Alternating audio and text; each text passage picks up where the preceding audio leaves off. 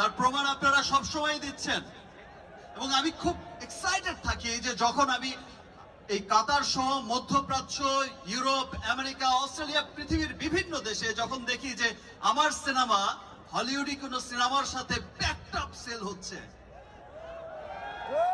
আমি যখন দেখি যে আমার সিনেমা কোন বলিউডি বড় বড় সিনেমার সাথে টেক্কা দিয়ে তুফান উঠিয়ে দিচ্ছে,